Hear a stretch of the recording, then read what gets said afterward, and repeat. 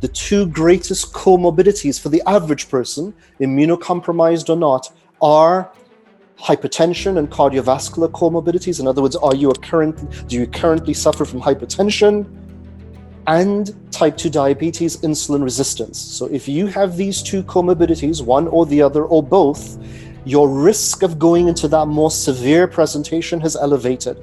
And if doubling down on that you're older, and if doubling down on that your overall health is weaker, this is not the common flu for you. Hey, this is Joe Polish. In these very trying times, I'm doing everything I can to not just help our business owners and entrepreneurs with their businesses, but things related to COVID-19 and the pandemic. And what could I possibly share with everyone that would be really helpful for them? So I asked one of the top genetic doctors in the world, Dr. Mansoor Mohammed, if he would give a presentation and then do Q&A with our members. And the questions that he was asked, what he went over related to food and health and the virus and explaining it. People so loved it, they asked us, could we share this video for their family, their friends? And so I'm just going to make this public. So go ahead and watch it. Listen to the questions at the end. There's nothing here that's being sold. I think you'll find it incredibly useful, and I wish you the very best. And I hope you get a lot out of this presentation. Dr. Mansoor Mohammed, PhD, specialized honors in molecular genetics. There's so much. I'm not going to read all this stuff. I'll do part of it because first off, I'll butcher so many of these terminologies, but I just want everyone to know who you are. Dr. Mansoor is the president and COO of the DNA Company, a leading and innovative provider of comprehensive functional genomics testing and consulting, and an industry first individually customized supplements. He is widely regarded as a pioneer in medical genomics and has been the recipient of multiple academic and industry awards. He's the holder of several patents in the general field of molecular diagnostics and genomics research, and is also one of the most sought after national and international conference speakers in the genre of personalized medicine. And you've done just a ton of stuff. I mean, what else should people know about you so they just even have some context of who you are? And then I'll just let you take it from here. How about that? Thanks, Joe. It's such an honor to have you to have me on. Throughout the entire presentation of Stedman and Andre, I kept thinking, geez, you couldn't have made it any more difficult for me to have to speak after those two gentlemen. And then had you not had the 10-minute break, Andre literally had me with a frog in my throat. The genuineness of that young man, his passion, his love is, I probably couldn't speak right after had you not had that 10 minutes. So what else do you need to know about me? Probably nothing much. I don't have a race in this horse, anyone. This is not about selling anything. We have nothing to benefit from COVID. My goal here is really just to share. The only thing that I guess that I have, I'm privileged to know, like Joe, I'm privileged to know some really smart people all over the world, and I have access to them. And so all I wanted to do was share some of this and make sure that we cut through. If someone asked me, Joe, to write a book on what's going on, I would probably call it the yin-yang of a pandemic, because it really just has this duality. It has this duality that borders between the seriousness of what's going on and then the hysteria and the hype of what's being represented, of what goes on. And finding your path through that duality, I think, is where most Americans, most North Americans find ourselves. We're trying to wade through fact from fiction, sensationalism from seriousness, and that's the goal for today's conversation. And I'm not going to take too much of anyone's time, but there are a few things that we do need to remind each other. And there is a subset of information that I think needs to be discussed because it's not being discussed. And Joe, that's what you've asked me to talk about, and I will get to that. So the first thing that I really want to say to the community is this. Is this a pandemic? The answer is absolutely yes. Is it serious? The answer is absolutely yes. However, should there be mass hysteria? Should we be buying into the constant reel of sensationalized, headings one after the next? And the answer is resoundingly no. And I'm going to be discussing and I'm going to be addressing a couple of these points. Before I do so, and after listening to, again, Stedman's and Andre's amazing conversation and presentation, I want to share something with you to act as a pivot for everything I'm about to say. And now I'm going to bring myself as the genomicist in the room. I want to share this with you. In the human brain, one of the most important neurochemicals that is at play is serotonin. And there are a couple of genes that control how the human brains respond to and develops under the influence of serotonin and other neurochemicals. And one of these most important genes is known as the SLC6A4 gene. So this gene, and there's the TPH2 gene, and I'm not here to try to wow you with the names of genes, but the point of it is that the human brain is under the influence of these powerful neurochemicals. When a mother is pregnant, and if during pregnancy she's under stress, so that mother, she has two pregnancies in two parallel universes. In one of those parallel universes, she's loved. There's very little stress in her life, or at least nothing that she can't handle. She has a sense of well-being. She has a sense of purpose. She has a sense of her future, i.e., she would say, if you asked her, do you have a good life? She would say yes. The influence of those emotions on the child that she's carrying is profound. In that parallel universe, there's the exact mother with the exact fetus, baby, child that she's carrying. But in that universe, she's under constant stress. Her cortisol levels are elevated. She's under stress because she's concerned about her livelihood. Where is it going to come from next? She's concerned about, she's fearing for herself. She's fearing for the time of the birth of her newborn child. She's fearing for the environment that her newborn child will be born into. Because of the elevated cortisol in the parallel universe mom, and because of certain genetic phenomena, including those genes, the SLC6A4 gene, the BDNF gene, and the TPH2 gene, to name just a few, the child in that parallel universe that is born to the mother under stress, his or her amygdala is literally, during the embryonic development, smaller and more condensed. And that child is born immediately, and this is not to be fatalistic, but that child is born with a knee-jerk response, a reptilian response to everything, with that smaller, denser amygdala. That child's response to fear, to challenges, to difficulties in his or her life is completely different because of this embryonic development than the child born to the same mother in the different parallel universe.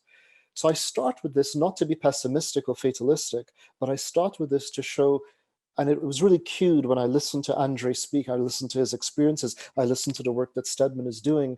It just cues me and it reminds me how much different environments impact people. And we think about it, okay, it impacts us in the life's choices we make. But before we're even making those choices, before we're even given the chance to make those choices, it's affecting us in the womb of our mother. And so for the women who've been blessed to carry children, and think about this societally now, we're speaking of how many women are pregnant right now. It's a statistic, it's not even being spoken of, but how many women are pregnant right now and are pregnant in a time, and this is a generational event, are pregnant in a time where either their partners, their spouses, loved ones are at risk for being ill, obviously the acuteness of the illness, are at risk for financial ruin, are being cooped up indoors and so on and so forth. That when you take a look at something like a pandemic, appropriately, we're looking at the acuteness of the disease, but far too often we don't take the time to look at the ripple effect, to look at the repercussions, the deeper, the things that after this pandemic has passed through the world, and it will pass through, God willing, but after it's passed through, human beings are left behind, and we're left behind with the experiences, and we're left behind in the health that we're left behind with after the pandemic. And that health isn't just about whether you fought off a viral bug or not. That health is going to leave indelible impressions on our psyche and our behavior. And I started with something quite profound, that it can even set the stage in embryonic development for that child's future. It will literally set the stage for the brain development of that child. And this is not to be pessimistic, but it is to point out how and why this is so important, that we're speaking about things beyond just the acuteness of the infection. So with that in mind, and with the yin-yang perspective of what I mentioned, I'm going to talk about two things very quickly. The first is just to give an update. We spoke about a lot in that first podcast, and we really apologize for the sound quality, but a very, very quick update about what we know. Number one, we're dealing with a viral infection. Okay, so viruses, they're microbes that are unable to replicate outside of a host, outside of the human cell. Okay, so this virus has to get into our cells. Have we dealt with viruses before? We have. Is this the most dangerous virus that we've ever dealt with as a human species? The answer is resoundingly no. However, let's get this clear. This is not the common flu.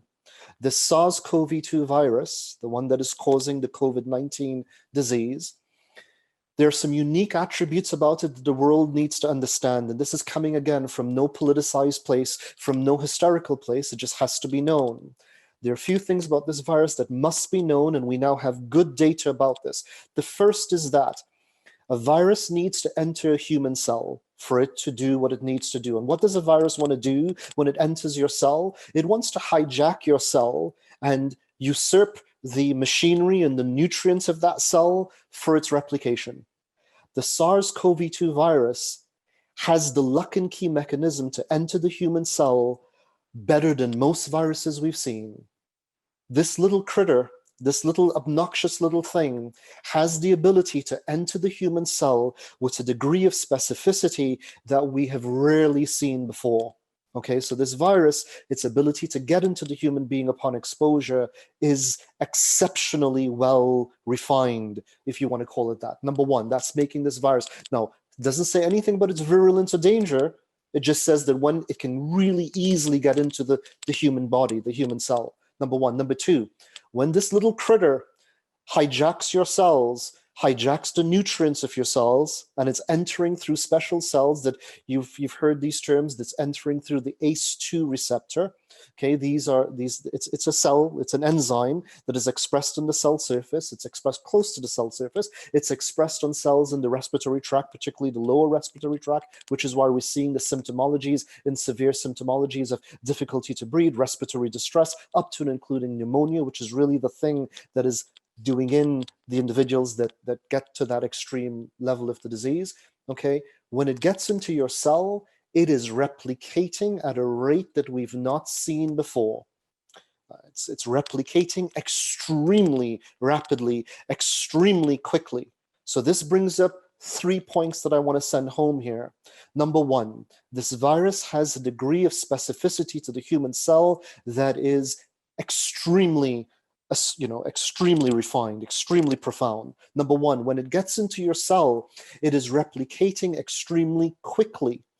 Even before you think you're symptomatic, your sputum, those little spitules that come out of your mouth, as I'm speaking here a bit passionately, and I'll get more and more passionate as the minutes go by, those little spitules, when you cough, when you sneeze, it's going to have per droplet more little replicated viruses than many of the other viruses we've seen before. It is replicating, for example, at about 1,000 times more than its previous cousin, the SARS virus, the virus of about 2 decades ago that caused the first SARS. It's from the same family of coronaviruses. Number three, it is replicating and leaving your body even before you actually are symptomatic.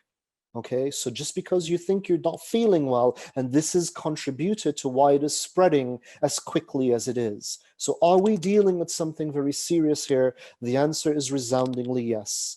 How do we balance this against the fear and the hysteria and of course the societal disruption, which in and of itself is going to wreak its havoc if we don't do something about it? What we need to understand is there's a segment of the population that is extremely at risk. So let's just make this clear. For about 90% of the individuals who come in contact with this virus and who get infected, this is going to be a flu. It's going to be a flu. You're going to feel crappy for about 3 to 5 days for about 90% of those individuals, and then you will get over it, and good gracious, good for you.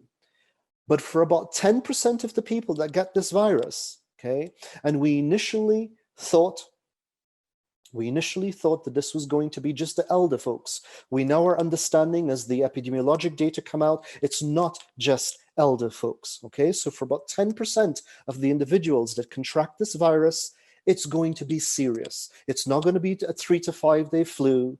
It's going to be profound. It's going to be profound enough that when they run into respiratory distress, they're going to need medical care. They're going to need to get to the hospital because they can't breathe. Now, for about 2 to 3% of the population, this can be a mortal disease. It's going to be something that you can die from. So let's just quickly understand who that is. At the top of the list, any immunocompromised individuals out there, individuals who've had an organ transplant. And so, of course, there are immunosuppressive drugs. We've got to be so careful with these. If you're the loved ones, if you're the caretakers of immunocompromised individuals, cancer patients, patients that are actively on chemo or recently have been off of chemo, immune compromised, we've got to be careful. From a comorbidity, and this is going to be very important with the things that I'm going to talk about later, the two greatest comorbidities for the average person, immunocompromised or not, are hypertension and cardiovascular comorbidities. In other words, do you currently suffer from hypertension? And type 2 diabetes, insulin resistance. So if you have these two comorbidities, one or the other or both, your risk of going into that more severe presentation has elevated. And if doubling down on that you're older, and if doubling down on that your overall health is weaker, this is not the common flu for you. Okay, so we've got to, as societies, with the love that we share, we've got to understand it's not about the 90% for whom this is going to be a flu. It's about the 10% of our population, and within that, the 3% of our population for which this is going to be life and death, and it's not just for the elders. Now, what's the point of this? A quick study of math tells us when you look at the number of hospital beds that are available, whether it's here in Canada, in this beautiful country I call home, or the US, great country, or European countries, wherever it may be, there are a finite number of beds, hospital beds, i.e. a finite number of medical professionals taking care of patients for all of the things that we've got to take care of patients, whether it be acute trauma patients, whether it be mothers giving birth, whether it be whatever you've got to go to hospital for, okay? That still has to go on.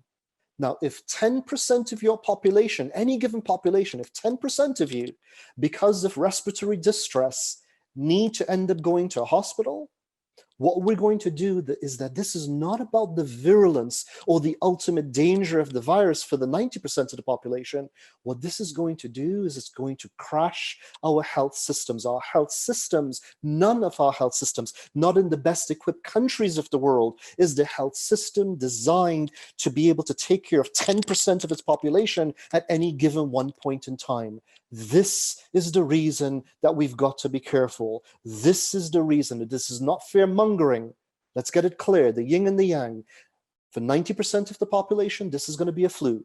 For 10% of the population, this is going to be something far more serious, needing you to go to the hospital. And I give this analogy. You can be a 300-pound footballer, just tough as nails, and you can be walking with your 2-year-old child next to you. You're just going for a walk. If you're going to slip and fall, everything is overridden, and you grab for that 2-year-old, knowing that that 2-year-old isn't going to stop you from slipping and falling, let me tell you. Why am I saying this? When you can't breathe, when you find yourself in acute respiratory distress, and you can't get that lungs filled, and you can't feel as though you've just taken a breath, all logic, functionality leaves a human being. You need and you will want medical attention. You will call 911, or you will get a loved one and you're going to go to that hospital.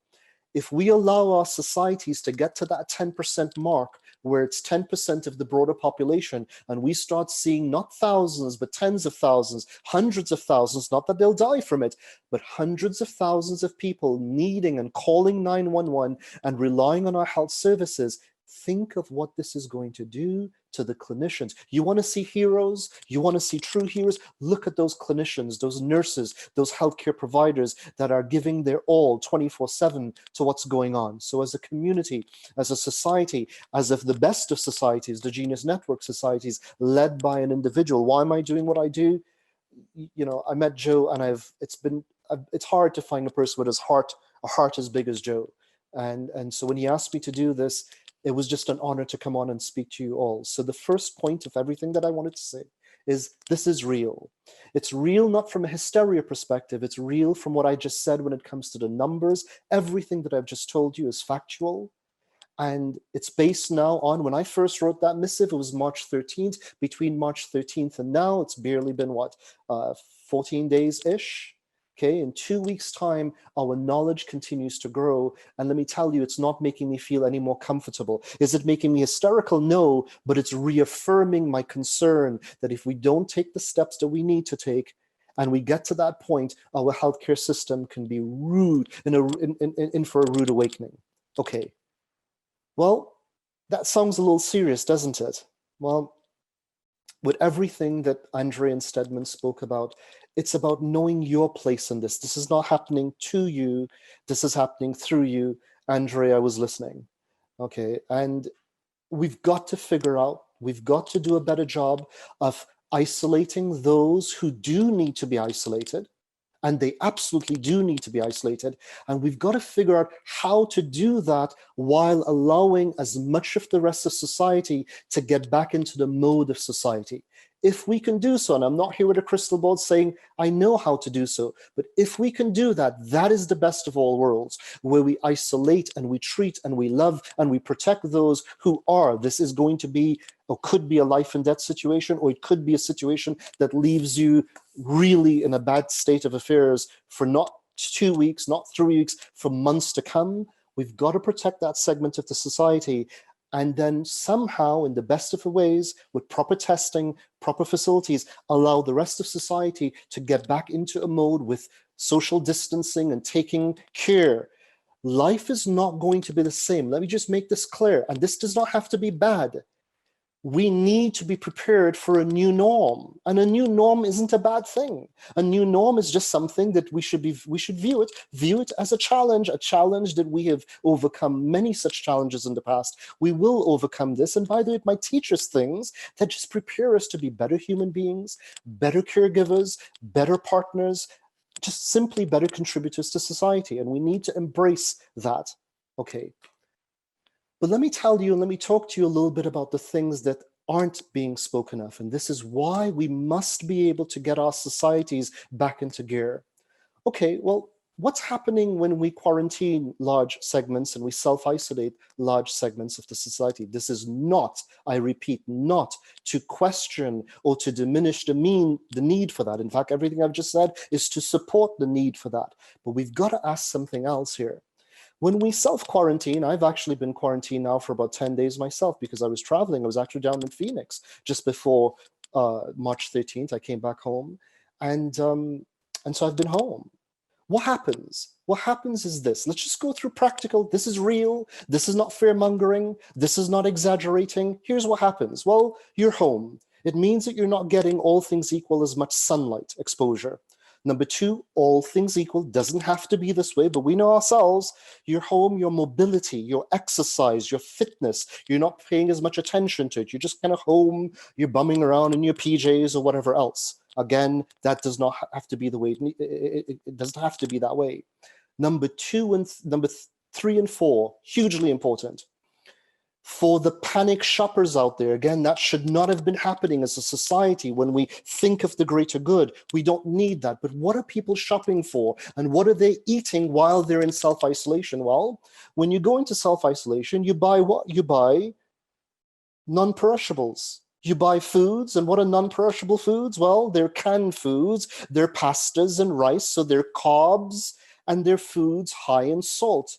This is not trivial. I'm not making a mountain out of a molehill here. This is a fact, okay? Now, what does that consumption over the next 10 days, 2 weeks, a month for some individuals, here you are, your mobility is down, you're indoors with not as much sunlight exposure, you're consuming more carbs, i.e. sugar, and you're consuming foods that are higher in salts than you are probably accustomed to because you're eating canned foods, the type of non-perishables that people tend to stock up on.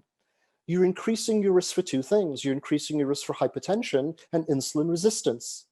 What is the two most important comorbidities of SARS-CoV-2 such that you put yourself at risk for the most serious part of the spectrum of outcome? Hypertension and type 2 diabetes. And then you might say, well, Dr. Mansoor, come on, that's not going to happen in 10 days. Your risk for hypertension over the course of 10 days to 2 weeks can radically change based on lifestyle changes that I've just described, based on dietary changes that I've just described, especially if there were latent genetic factors to begin with. So what have we done here? We've consigned whole segments of our society trying to treat the pandemic outbreak, but we've not given thought to what is the longitudinal health concerns as we're all sitting in our homes with lack of mobility. What happens when you don't get enough sunlight? You don't get enough vitamin D. Vitamin D is intimately and radically involved in your immune response. In fact, it's not just involved in your immune response. Vitamin D, which you're going to need with sun exposure, which we're not getting very much of. And by the way, it's the winter months for many of us still. It's shorter days, colder, we're bundled up and we're indoors. Vitamin D plays an intimate role in quenching something called the cytokine storm.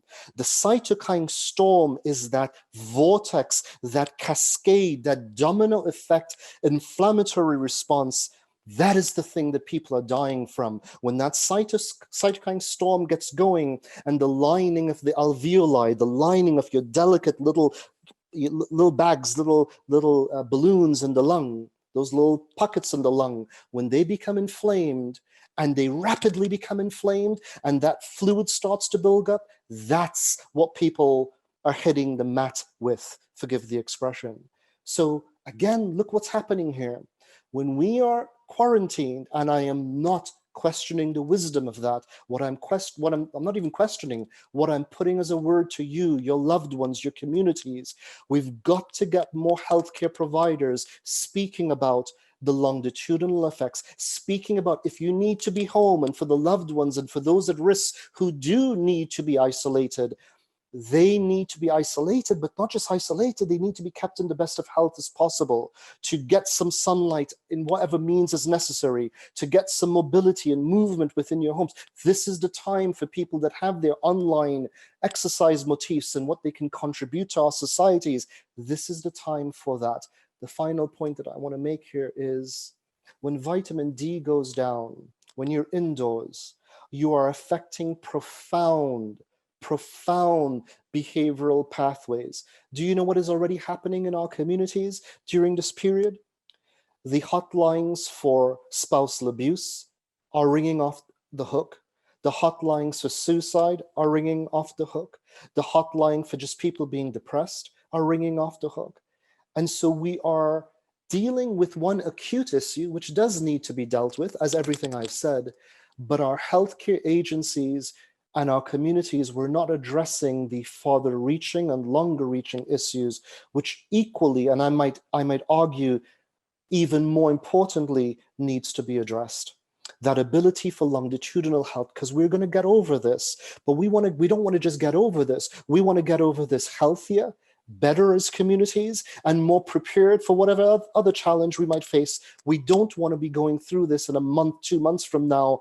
The rates of depression, the rates of suicide, the rates of spousal abuse, partner abuse are off through the roof. And we certainly don't want to be the individuals who, because we think this is just a trivial walk in the park, we're not thinking, and because we happen to be of the 90% of the population for whom this could just be not even mildly flu-like, but we're spreading this to our communities, and we're jeopardizing not just the 10%, we're jeopardizing the health system that has to deal with the ripple effect. So in conclusion, we do have to take this seriously.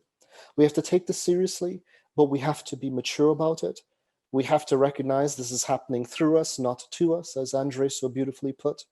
We have to find what we can do that is better for ourselves, for our loved ones, our circles. Define your circles of influence and make the best choices for those circles of influence, and purposely decide how you're going to help those circles of influence to do so. Okay, so that's in one of the first concluding remarks I'd make. The other is, and I will conclude with this, we're talking about the elders. We're talking about those that are at risk. Actually, beautifully, it's a blessing. Our children, especially young children, are beautifully, actually, epidemiologically, this is not a fallacy. They really are, it seems, quite not protected, but the severity of the disease, the severity of the SARS-CoV-2 in the children, actually, it's a blessing. It's really not that bad. Beautiful. So we're not talking about our children. Those children are the young human beings that are at home. School has been disbanded for, again, good reasons of social isolation to the degree necessary. They're at home with parents that are stressed, with parents that are facing financial difficulties. They're at home with parents who are not accustomed to being in the same home for longer periods of time. They're at home in tense situations, our children. And these children, without potentially the maturity of evaluating, this is a generational event. Most of us have not seen the like of this before and will likely not see the like of it, God willing, again. And these children, that because they're not affected by the viruses from a health perspective, from an outward flu-like viral perspective, we're not talking about the mental and emotional scarification that they can be exposed to, especially when you know how radically different some children. That's the work that we do, to look at the genetic underpinnings of, there are 20% of children in our society. This type of emotional discord, of seeing their parents stressed, of not being at school, not having access to their friend network, of only having access to the great old swipe left, swipe right social media, and they're consuming sensationalized media reports, and they don't have necessarily the life skills to filter this. We're creating a scenario of anxiety. We're going to start seeing, and I want to be so wrong about this, but a month into this, we're going to start seeing sections of the population of our youth facing depression and anxiety. And this is not fear mongering. This is not the whoa, whoa, my gosh, what's going on? What I'm saying here is, as adults, don't just think because this is a segment of the community that is not getting physically ill, that they can't be emotionally affected by the stresses that we're all facing as families. We've got to be more cognizant of this. We've got to use the networks. For everyone on this call, if you took 5% of what I had to say, and we apply that, we try to just have a bit more, as Stedman has put it, make a plan for yourself. So what that does is, and I'm not here trying, I can't be a pundit to people who are looking at where their next paycheck is from. So, I'd be a hypocrite if I said I understand that stress. But for whatever you can do, and for those more fortunate, such as on this network, if you can do things that affect 10 more individuals, 20 other individuals, and they can, by the time we get to N of 4, i.e. degrees of separation, we can affect our societies. We can affect our societies to have a healthier approach to this pandemic. It is a pandemic. We can ensure that our healthcare systems are not being crippled. We can ensure that we're not panic buying and leaving those who really do need access to healthy foods, nutritional foods, not foods that are simply going to exacerbate the very physiology, the very concern that you need to be careful of. Let me make it clear. People with hypertension, people dealing with type 2 diabetes, dealing with insulinemias, i.e. insulin resistance, your body is not near as equipped to handling this little critter as you might think. And so we need to do something about that. We need to do something about the mental and emotional well-being of our loved ones and the emotional and well-being of our children. They are experiencing something generational. This is a once in a generation. They do not have anything else by which to compare this to, at least in this beautiful country, whether it's the US or North America. Other countries have had to deal with things that are, somewhat difficult at times. Okay, so we've got to take these things into consideration. It's about the virus, it's about the yin and the yang. There is concern, but there's no need for hysteria. And with that, I would end, and I'm happy to answer any questions if there are. That was really, really super valuable. And I've gotten text messages and private messages asking me if this could be shared. So I don't think you would have any issue with this being made Absolutely public, would you? Yeah. Absolutely So I'll ask my team to just take this segment, let's get it up in a video, and we'll share it. And I think it'll be very valuable for everyone here. So if anyone has a question, I've got a bunch of questions I can ask Mansoor, but I'd like to make this available for everyone watching if you have a specific question. So let me see. Hey, Neil Joe, wrote, Joe, okay. This is Dave Burke. Can I chime in here? By all means, and David, yeah, if there's a way to share your video, please do that. And if you're not able to, that's okay. Just ask the question. Oh, I have to shut off, but I was. There you go.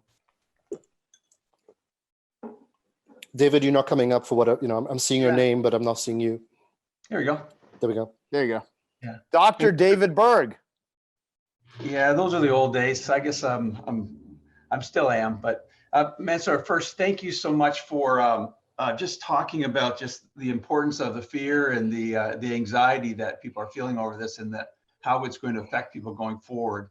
I'm in the middle of it right now, right on boots on the ground, managing 215 people here in Arizona, and helping about 90,000 patients we have using our clinics and our surgery centers, and about another 10,000, maybe more than that, around the country using virtual services with us. And where my job's not doing the clinical piece, it's managing, engineering the workflow around all this. One of the things I can see is just that on the healthcare workers, oh my gosh, I've never seen so much stress on the healthcare workers right now. And these are people I work with, so I know them intimately, so I know what they're capable of. I've worked with them for years, and I see what they've handled before. And this is a different day right now. It is. It is. Hitting on the importance of the stress that they're feeling. And I do think we're going to see a lot more of it. We've done well over 3 million now, and I haven't seen this kind of thing before. And where I'm also seeing it a lot is in, because we do businesses all over the country, is in, I'm calling them high stakes workforces, where you just can't send people home, and they're stressed and they got to work in the middle of it. So think about nursing homes. Some of our clients work in own nursing homes, and Lisa Sini, who's a very good friend of me in Genius Network, she knows it firsthand too. These business owners are being faced with not only economic challenges right now, but the fear of making the wrong decision, right? My cook has the sniffles, and they heard the president say, or CNN say, or whoever say, I got to stay home. And now we can make really hard decisions over, does grandma get fed or get her medication, or do I risk infecting her? Those are some stresses that I've never experienced before. And so thanks. I don't really have a question. I just want to thank you for bringing that point up. No, but it does cue me. Forgive me for interjecting. Please forgive me. It cues me when this happened. We're not. I mean, as a genomicist, obviously the genomic implications, and I do see a question here about the sex dimorphism between men and women and how the virus is entering the body, and I can speak a little bit about that if and when I answer this question. So we're a genomics company, we are a health-based company. But when I presented this, before this was thought to be a pandemic in North America, I alerted my business partner and CEO. I said, listen, this is going to be far worse, because I'd looked at the epidemiological data than people are realizing. And hence I wrote that first article. Without a second thought, our CEO said, we diverted just about all of our resources immediately. Not just because it was, again, not because of the virulence nature of the virus, but because we knew what was going to happen to our healthcare system. And let me just, for everyone that's listening out there, because you see these articles, Yahoo, and you see, is it just another sensationalized piece? This morning, I was in touch with one of my dear friends and colleagues. He's an anesthesiologist, ER anesthesiologist in one of our big cities in Canada. They are being told to buy their own face masks. Our ER doctors are being told to buy their own face masks because the hospitals don't have any to give to these people that are putting their own lives. And I'm sorry, this is going to be a little emotional, because these are people, they're giving their everything. So please recognize that this is real.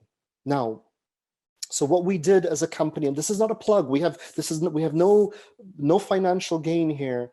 My CEO, and just one of the reasons that that's one of the reasons he's the CEO and why I'm blessed to work with him. He diverted much of the company's resources, and we got, in the period of less than a week, was the fastest Health Canada Class 1 approved device.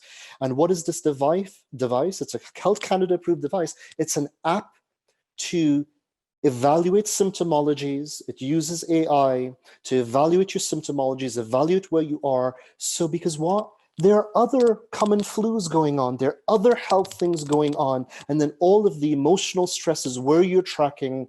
And so we've created in no time by simply saying we wanted to do something to make a difference. And it literally, we literally diverted much of our company's resources before this was labeled a North America, a pandemic that was going to affect North America. And I'm not saying this to toot what we did. Not at all. I'm saying this for the business owners out there. I'm saying this, that if you find that purpose, that you could make a difference, if you have something, if you figured out, if you've got a resource to figure out where our healthcare providers can get masks, for heaven's sakes, contact some agencies, make it available. This is real. This is not coming. You're getting this from me. This is from our ER of Canada's 4th biggest city. And the ER doctors are being told, you got to go find your own mask. We don't have any more to give you. Why? Because I want to double click on something you just said. Is it's so much more common. This is going to be the flu. And in the middle of the hype, which is very problematic, is people think that any flu symptom is a coronavirus. It's not likely it is. It's getting more and more likely, but and we're about to hit a second flu bump here, the flu season, right? There's always 2 seasons. So one of the things that we found has been really, really useful on the ground is recommending that people call us and within 48 hours, so we can get them Tamiflu, or there's some other medications too that are quite inexpensive. And if we can get them if they're symptomatic, it'll help them feel less symptomatic, and then their worry goes down. And I can't stress enough how important it is to get the worry down to these people. And that's been the biggest thing we've seen for pragmatic improvement with the people we take care of, is get them a phone call from a doctor or a nurse practitioner really quickly, get them on a medication that'll make their symptoms feel better dramatically. And if they do feel better, you can be reasonably assured it's not the coronavirus, more likely the flu or maybe a strep throat. But what's interesting to me is that when we called the health department to ask them for help on the protocols and workflow, they had nothing. And what we're learning now, unlike ever before, is that we're probably about 3 days ahead of when the information comes out. So doctors are being asked to figure out their own protocols and like on the ground workflows of healthcare, because it just doesn't work to do what you see the CDC saying today. And tests are limited, so we have to preserve them for the people you were talking about, that some percentage of that 10%.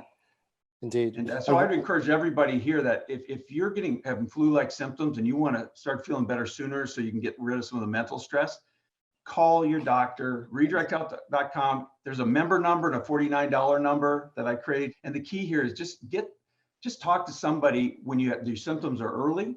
If you go 3 days, now you're probably going to last for 5-10 days with the flu-like symptoms, worrying your head off over what's happening.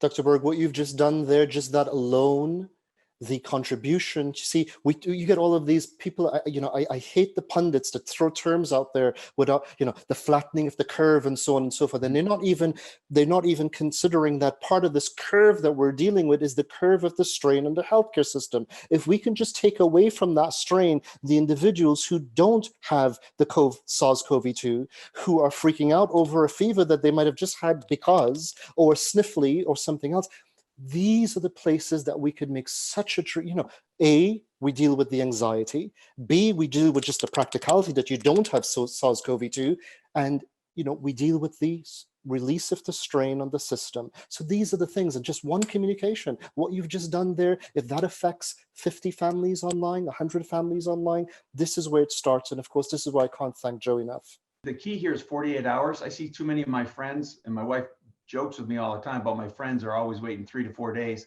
because they're all entrepreneurs and they think that 48-hour window doesn't matter to them, but it matters to us too. So, and we'll make available the app free of charge to anyone, by the way, so that they can track, they can put in the symptoms. It's a live learning. If you want to work with us, just to get it out there, no charge, just to get it out there, so we can have people understanding they don't have to freak out over things they don't need to freak out over. Just that alone is going to make such a difference. We got so many questions here. I want to see if we even have to cut some off. John Raymonds, go for it. I have let's see if the video comes up. Yeah, the video comes up. I have a detailed question when it comes to the note that was distributed to the Genius Network group. You say that there's if people have a predisposition to suboptimal cellular methylation, it could be a risk enhancer. My knowledge of genetics is really thin. I put my genome through, if I'm even pronouncing it correctly, Prometheus. You know, I can see the data, but I can't match it to your interpretation. You know, is that something that the DNA company could help with in that detail, or? It's not something we do regularly, but it's something that we're completely capable of, and I'd be more than happy to do that for you. Absolutely. And just to go ahead. Sorry. Go ahead. You know, I was going to say, John, I'd actually shared that. A lot of people in Genius Network know, but this is the dude that he owns Bronze Studios, is one of his companies of many, because John's a very smart guy. That's that one of their movies is the Joker movie that recently came out. So he's I already made that connection. Yeah, go see the Way Back, Joe, because that didn't make it into theaters because of COVID. No, it's available now for purchase. Wow. Yeah. Crazy how this affects everything. But yeah, so yeah, go ahead, Mansoor. What can you guys? So absolutely, and I just want to, you know, for folks out there, again, misinformation, superficiality. Joe knows the one thing I can't tolerate is superficiality when you're dealing with something as profound as genetics. And so for Mr. Raymond's, I'll be happy to do that for you. For the people that are listening out there, please don't go look for a blog on methylation. What you're going to get is absolute rubbish. Methylation is it's one of the most important phase 2. It's a cellular process that's hugely important, and it's hugely important in reducing inflammation. The thing that is going to get you into the weeds with this infection is a profound and acute pro-inflammatory response. In fact, the medications that are being promulgated out there that have had some successes or potential successes in general prior to the vaccine, they're all anti-inflammatories at the end of the day. Okay, so understanding your proclivity, and by the way, why then is something like type 2 diabetes? What in God's green earth does type 2 diabetes have to do with a viral infection? It's already contributing. You are in a pro-inflammatory mode. Your immune system can be compromised. So understanding some of your innate, your internal, your innate capacity, of course, that's what we do. To conclude, Mr. Raymond, it'll be an absolute honor, pleasure. I'll work with you to get your information, and we'll pull what we need, and I can, you know, make some recommendations as needed. Thank you. And I just got a quick question that may be way outside of your wheelhouse, and if it is, maybe you could even just offer a thought as to where to go. Yep. And obviously this is not an immediate question, but you know, you hear chloroquine and hydroxychloroquine as possible you know, solutions to people's problems when they have this COVID-19. I know I'm allergic to quinine, and molecularly, I believe those are very similar. Yes. And that quinine allergy is like a 1 in a million kind of thing. So where do you even start with the very remote worry that if you got into a problem, the solution might be the death of you? So first and foremost, and this is not to make a disclaimer for disclaimer sakes, I'm a doctor of genetics, which means I'm a PhD. I'm a clinical genomicist, so I do deal with patients. Nothing that I'm about to say is meant to either be even mildly considered a therapeutic. Totally okay. Yep. That's what Dr. David is online for. So of course, quinine, depending on how you pronounce it, it's a natural extract. It's a compound that was found in the bark of the cinchona tree, so it's a natural extract. Incidentally, folks, it's native to Peru, where they've had to deal with malaria from time immemorial. Okay, and so this quinine, through the way it works, and it works in malaria, interestingly, it has two properties. It actually has anti-inflammatory properties. It's working at the level of anti-inflammation. There we go again. It's working at the level of bringing down the cytokine storm. But interestingly, it even seems to it works at the level of stopping the virus from even getting into the cell in the first place. So this is something our health agencies are and should be looking at. Now, chloroquine or hydroxychloroquine is a synthetic version of quinine. Okay. Something that I want to put out there, and this is again far more important, Dr. Stern, we can get offline. There are some protocols that I have access to because of the World Network that I'm working with. The hydroxychloroquine dosing for a prophylactic dose is way less than people think. Just even one dose per week coming out of the studies of China and France, the folks that were hit first before us, 1 dose of hydroxychloroquine. Please, listeners, do not go rush for this. You still need to speak to your clinician. But for the clinicians out there, the dosing for a prophylactic approach, there is something here that we might want to be looking at. And of course, there's some combinations that can work even better. I know I have not answered your question because I don't know when you've got an allergy or a reaction, a drug reaction to quinine, will you have as visceral or as a reaction to hydroxychloroquine? Maybe this is something that Dr. David can answer. Do we have the ability for him to chime in? The question being, if someone is sensitive to quinine or has a reaction to it, will they likely have a reaction to the synthetic hydroxychloroquine? I have no idea. And it is way over my head.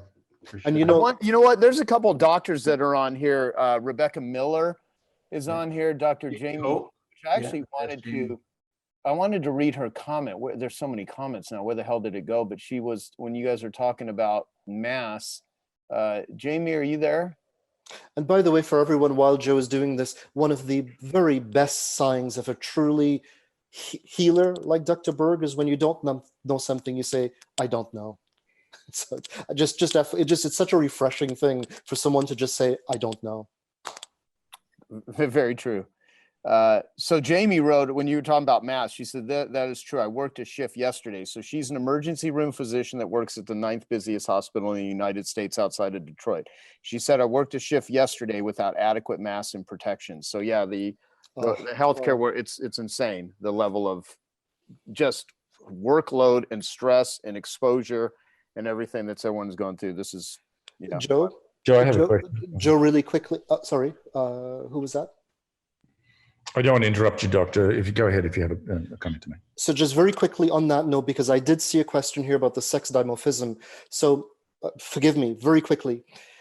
For the clinicians, especially in the room, a lot of clinicians are making the mistake of confusing the ACE gene, the ACE1 gene, which is on chromosome 17, which because it's on a non-sex chromosome, we have 2 copies of it. Men and women have 2 copies of it. The virus is not entering through the ACE gene, the angiotensin converting enzyme gene, which is directly related to your angiotensin converting renin system, hence kidney, hence blood pressure, hence cardiovascular. The virus is entering through the ACE2 gene, completely different gene. It's a homolog, which is on the X chromosome. Now, because this gene that makes a surface receptor, a little surface receptor, that the virus is binding in a lock and key model to it, because it's on the X chromosome, for the men and women out there,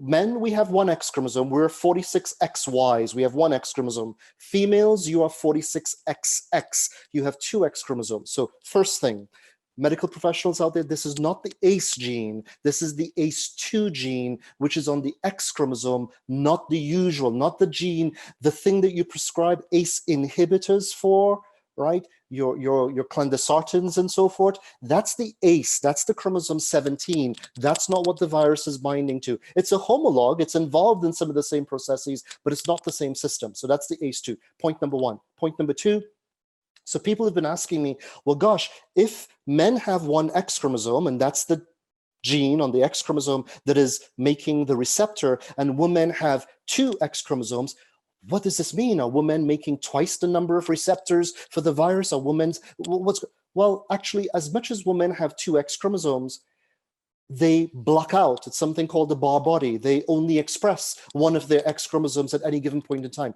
So don't fall into that loop about men versus, now, does this mean that women can't be protected over men? Yes, there may be things there, but it's unlikely to do with the ACE2 gene. Just so you know, estrogens, women, by the way, men have estrogens as well, but for the female half of the population, you produce, generally speaking, higher amounts of estrogens. Estrogens, just plain and simple, by the way, plain and simple, tends to have shown some protective effects over viral infections. I am not saying over SARS-CoV-2 specifically, but it does have some benefit over typical viral infections, including coronaviruses, of which the SARS-CoV-2 is part of. Okay, so that's the other. The final clarity, just as I'm kind of ticking through these hot button items for the clinicians. a couple good intention clinicians have made a fatal conclusion regarding vitamin D. It's because they think that vitamin D upregulates, makes the human body make more ACE2. And by the way, that's not very clear. Hold on with me. There is some mild coming from rat studies that vitamin D increases the expression of ACE2, the thing that the virus is getting into the cells via. So then you add 1 and 1 and you can end up with 5. You go, well, if vitamin D is increasing the receptor and that is the receptor that the virus is entering through the cells, don't take vitamin D. Nothing could be further from the truth. I don't want to get into the biochemistry of it, but that was a really poor misinterpretation of the biochemical system. So I just want to tell everyone out there, the bigger concerns that you're home, you're not getting, and we're not telling people go take crazy amounts of vitamin D. Just make sure you have adequate levels of vitamin D. Vitamin D is going to be far more important in helping to quench that cytokine storm, which is the thing that's going to do you in.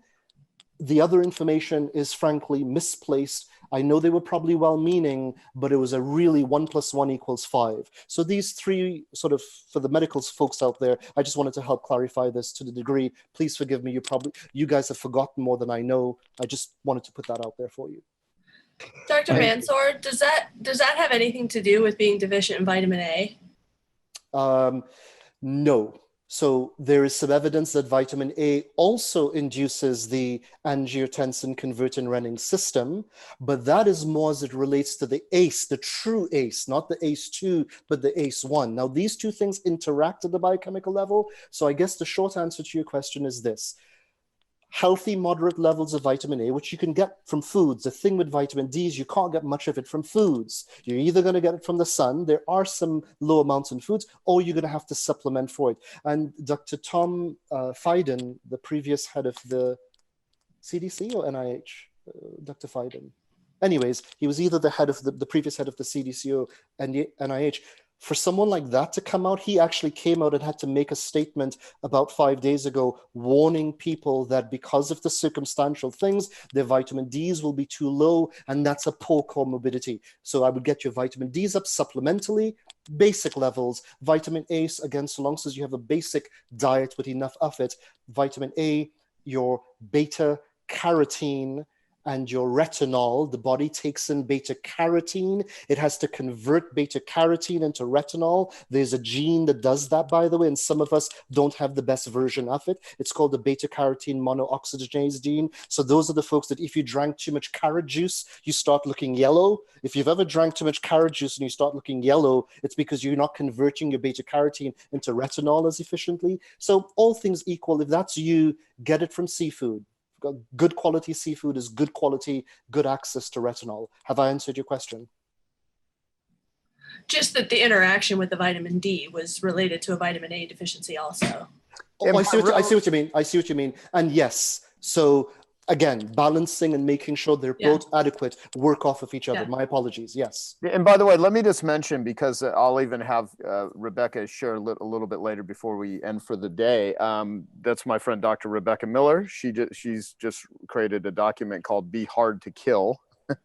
And it's about just strengthening your immune system. And you know, when you first wrote, which again, I'm going to remind everyone to go read what Mansoor has already written, which is on geniusnetworkinsights.com. You can listen to my interview I did with him or read the transcript that we did with Dan Sullivan, which we put up on our 10X Talk podcast. There's really valuable information in these documents. Those are there. And anything else, Mansoor, that you update or provide me with, I will put it up. We also will post links in the chat box. There's a couple of questions that I'd like to, Barbara Annis, you know, who's on the line listening, she wrote, bottom line, this is impacting more in men than women, and men need to pay more attention earlier and be super aware. Neil Moore, who was just on, I think, Neil, you wanted to come on and ask a question? Yeah, thanks, Doctor. Really remarkable.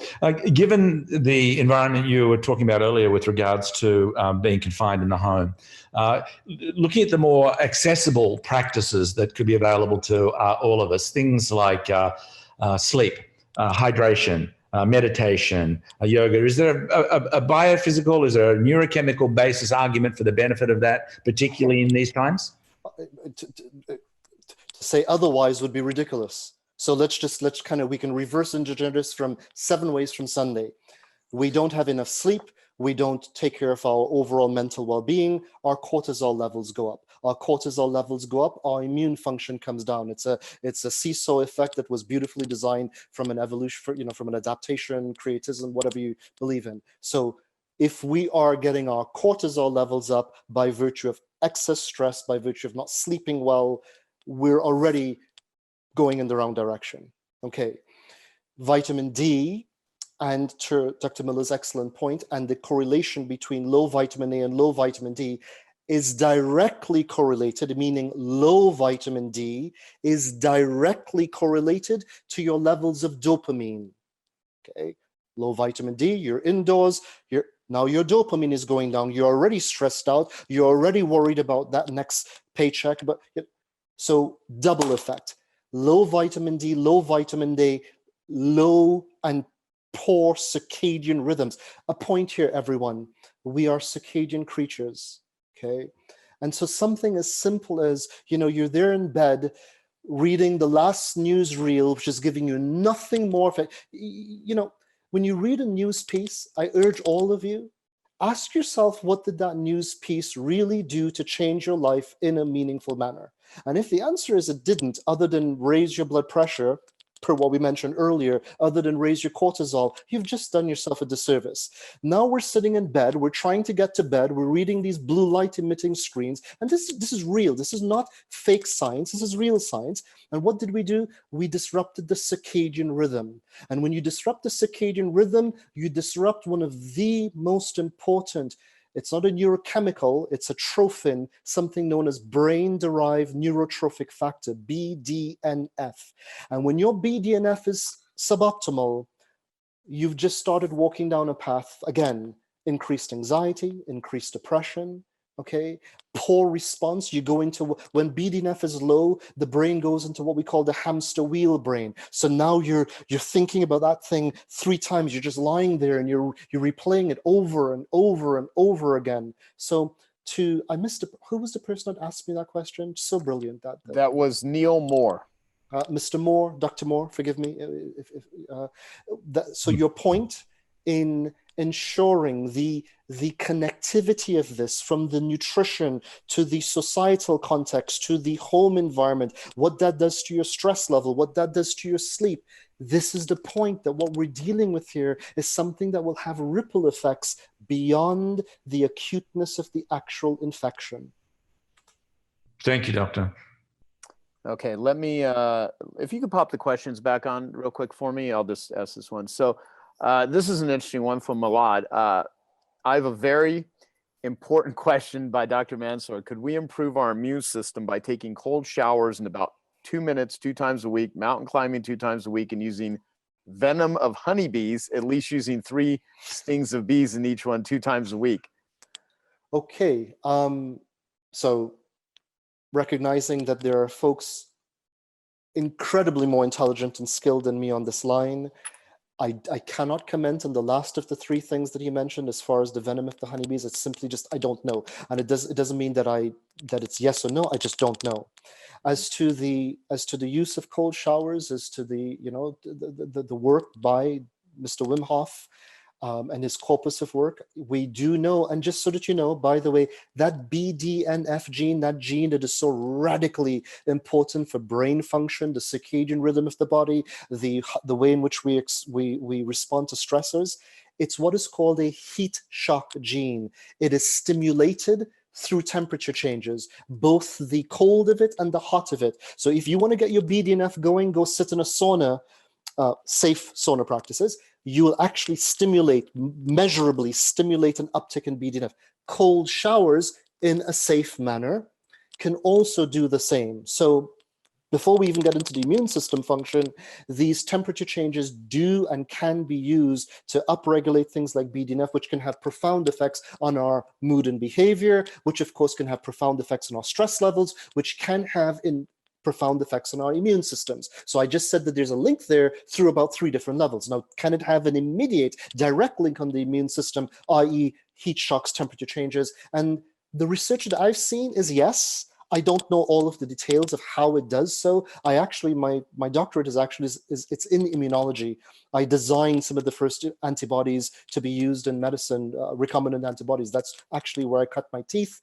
As to how the temperature shocks do so, so the short answer, now, temperature changes when done intelligently does have benefits in the body. I stress intelligently. You have to know yourself, you have to know your limits, you have to know your overall health. The bee venom, I just don't know anything about it. Okay, thank you. And let's see, a couple more before we wrap up. I have a question, this is from Scott Danner. I have a question concerning immune suppressant drugs for autoimmune issues in COVID-19.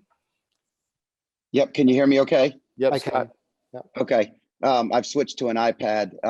I don't think my wife would forgive me if I didn't ask this question on the meeting with all these doctors.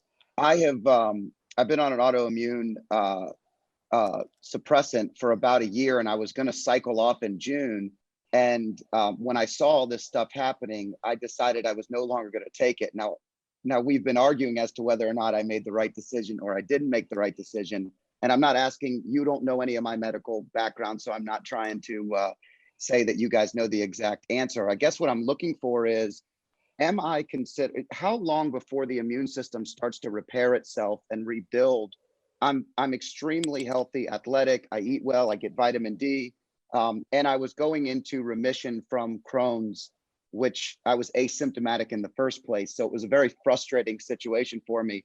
But the point I'm getting at is, I don't want to put this stuff in my body to reduce my ability to fight something off that's only going to put me in a tough spot. And so if I can do without it, I'm trying. And I just wanted input from the medical community.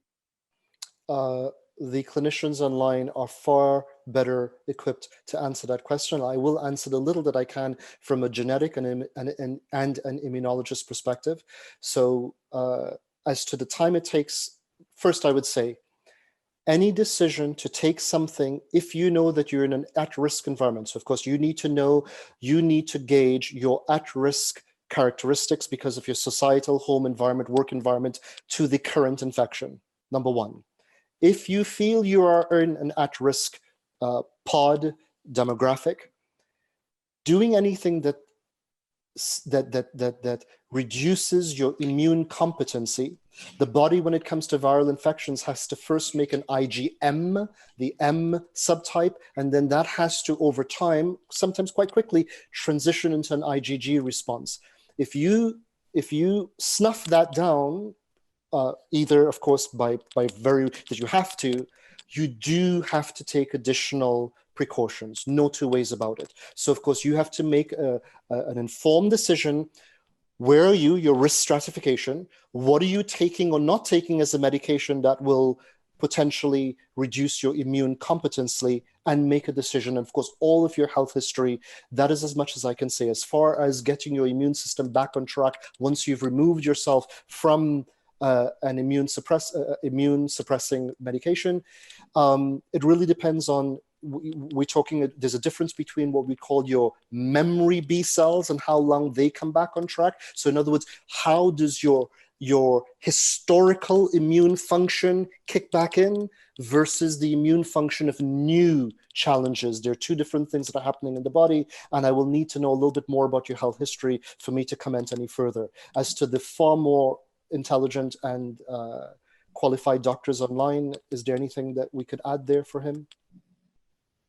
So definitely not my area of expertise, but Scott, if you email me, I've got lots of resources that I can put you in touch with very, very easily. As a matter of fact, I'll bet you can get a call tonight and answer all. Awesome. Wow. You do that, just email me and then I'll. Yeah, I'll definitely do it. Thank you. I appreciate all of you. Any input anyone has. Awesome. Thank you. And let me ask a couple more questions. And by the way, Mansoor, thank you for taking the time. I know we've gone way over what we have scheduled. Are you okay for time? I'm good. I'm benefiting more than I'm giving anyone here on this line. Oh, wonderful. Thank you. Chris asked, do we have enough data to make a reasonable educated guess as to whether we will see a resurgence of cases later in the year? And since the virus replicates at an unprecedented rate, does it have a higher chance of evolving faster than, say, a new strain of the flu? Second answer first. By logic and per what we see in terms of viral behavior, because of the rate of replication, yes, there is the risk that this can mutate, and yes, that is a concern. But it's not just the rate of replication in the human beings, it's the rate of replication and the number of these coronaviruses that exist in the initial species, the bats, for example, which is where this is almost certainly from.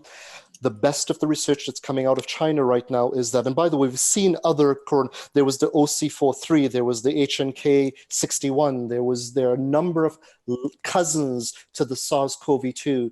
This one just happened to fit like a lock and key to the human cells. So not are we only going to have a concern with the rate of replication leaving the human body and for the risk of mutations, we're having. So the question here is not whether we would be exposed to. The best thinkers that are not sensationalizing are not saying if we're going to see this again, they're saying when we're going to see this again, okay? And so that's for one. There was the first question was, can we make an educated guess as to? Yeah, whether we'll see it later in the year.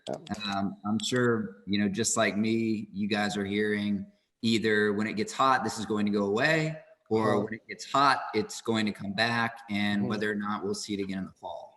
Again, the epidemiologic connections between heat, listen, Singapore is right smack on the equation, the equator. So there are hot countries that have had to deal with this infection and it's spread.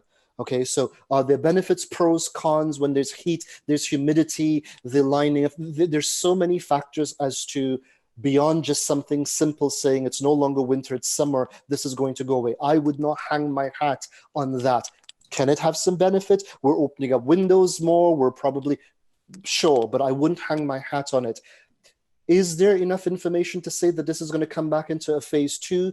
The answer epidemiologically is no. We don't have a definitive amount of data to say so. We have enough data to say, without fear-mongering, please, as communities, let us prepare. Mansoor, you know what I think will happen though with the heat this summer is the flu will go away, just like it has every other year. So that will make it such a beautiful figure out what's going on, because that's such a beautiful point. Part of the confusion right now is that we don't know what's the flu and what's the coronavirus, what's strep, what's a cold. So in the summer, when it gets hot, we get over this next flu bump. But there is a big flu bump coming. It comes every single year, starting right now in Arizona, maybe a couple weeks later as you get further north or in colder climates. But we're going to run out of Tamiflu. We do every single year. And then we have to move from, and Tamiflu is around $70. And you can get it around $24, $25. You know how to shop for it. So it's affordable.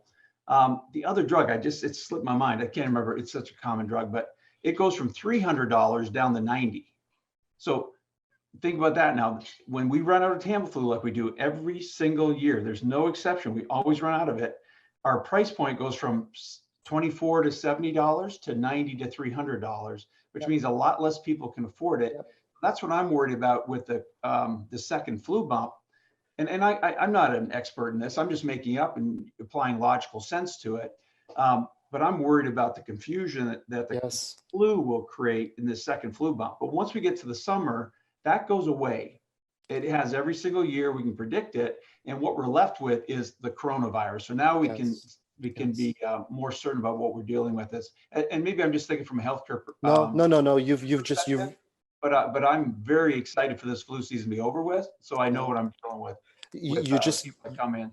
You hit it on the head, and it is, David, and it is, again, when we talk about the strain on the system so that we could marshal our resources and focus on the issue at hand, the summer here. So let's just refine that. So less about whether we know that the heat will take care of the SARS-CoV-2 or not. We don't have enough information to say yay or nay on that. We do have enough information to say that the summer will bring with it a reduction in these confounding infections. So we take that out of the equation. We take that out of the equation. We take that angst out of the equation. We take that out of the stress on the healthcare system, and we can put our minds and our intellects and our systems to work on the infection, which, if we're smiled upon, also goes down, especially when coupled with the social distancing and the self-isolation that's going on right now. We can hope for that. We can, but to be very fair and to be responsible, we just don't know enough as yet as to what is the immunity rate to SARS-CoV-2. How long does that immunity last? Immunity for viruses do not last indefinitely, right? And so we need to study that a little bit more. Let me ask you another question here. Let's do a couple of quick ones because I know we've gone so over time. So thank you. G, is there any way to determine based on its signature if the virus is bioengineered or not? Oh my God. Yeah, that's an interesting one. Listen, we have enough concerns without thinking of that. And I'm not being rude in the least. So the short answer, the sequence information of this virus, which is available, does show that it has fit like a glove onto the ACE2 in a way that is remarkable. But we have to understand that there are billions of these little critters, and it only takes one of those little critters to have all of the different evolutionary mutations to fit. So can this virus be doing what it's doing without any concern of whether this was biologically made or not? The answer is resoundingly yes. I will pause right there. Okay. Thank you. Thank you. So Matt asks, well, so kids seem to cope better with this. If a child has Down syndrome and a medical issue such as pulmonary hypertension, does the fact that they're a child mitigate those risk factors at all? I don't know. I don't know. I would put that child, if it was my loved one, and I would elevate my risk assessment because of the comorbidity. But can I say here that being a child with these comorbidities mitigates the risk of the infection? I don't know. Gotcha. Is there anything that we didn't cover or that you'd like to share before we wrap up? And I would love to have you give out information about the DNA company and anything that would be helpful for everyone that is watching this and that will watch it, because I actually am going to put this out publicly that people that you'd like to share. The positivity, the recognizing that there's the bigger ripple effect. The ripple effect here is in many ways bigger than the actual infection itself, which is not to trivialize the actual infection. At the DNA company, we are a health-centric. It's about, and by the way, regardless of whether it's us, one thing that is going to come out and it's going to be beneficial. Look, not trying to find silver linings where they don't exist. People are going to recognize that we cannot wait for medical emergencies to hit us. The sense of what we're in, this feeling that we're in right now, it is driving more people to take proactive steps. And that's what we'd created the DNA company. I was the director of genomics at Quest Diagnostics for many years. I was a core diagnostic geneticist, and I decided to put my effort to using genomics for health. How can you stay healthy? How can you learn about your bodies to be better and be more optimal? So this is what we do as a company. And I would end by saying, thanks to our CEO, we've redirected most of our resources to this app. It's an app that is designed to help with the confusion that Dr. Berg so beautifully enunciated and clarified. That's a huge part. The anxiety both on the patient, but as well as the weightiness on the healthcare system. So if we can do things in the self-management mode, self-management does not mean we cut out the clinician, but in the mode where we can be better informed.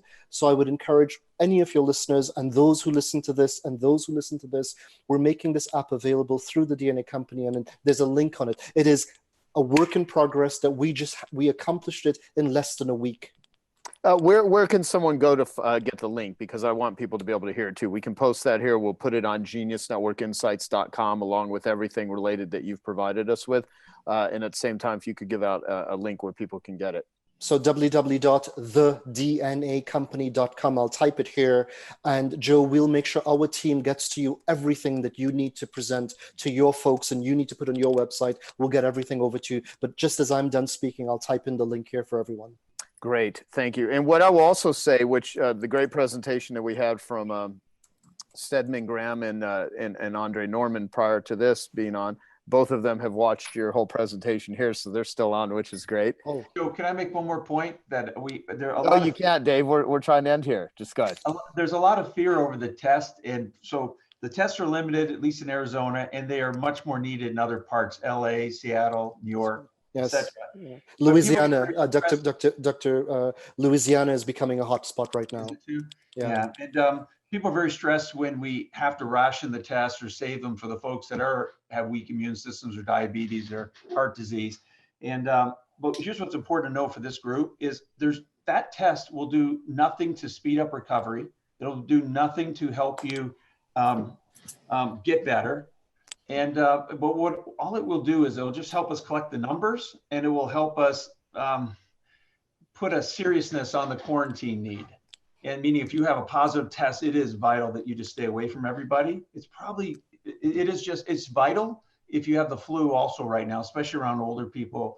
But a lot of people are stressed when we tell them, hey, you don't qualify for this coronavirus test, which just adds to the stress on the healthcare system because we don't have enough tests, and we're not going to have enough tests probably for a long time. So I would encourage you to not get too worked up if your doctor says the test is not for you right now. Most people on this call right now, you shouldn't get a test. Even if you're sick, you shouldn't get a coronavirus test unless you've got shortness of breath, some exposure, and you're immunosuppressed, et cetera. Okay. Beautiful. Beautiful. Hey, this is Joe Polish. I hope you found that presentation with Mansoor incredibly valuable, especially the questions that the members asked. And so I wanted to make it easy for you to know where to go and get things that we had discussed. GeniusNetworkInsights.com is where you can download the reports that Mansoor had written. You can read the transcripts or listen to the other interview that I did with him. Also, if you want my book, you can get it for free, joesfreebook.com. You don't have to buy anything. You can just download the book there. Genius Recovery is where we have things related for people that are struggling with addictions, geniusrecovery.org. Genius Network, of course, is the main site. And then Dr. Mansoor Mohammed is the DNAcompany.com. So you can find all of that there. And I hope you found this really valuable for you and your family and loved ones. Share this with anyone that you think would benefit from it.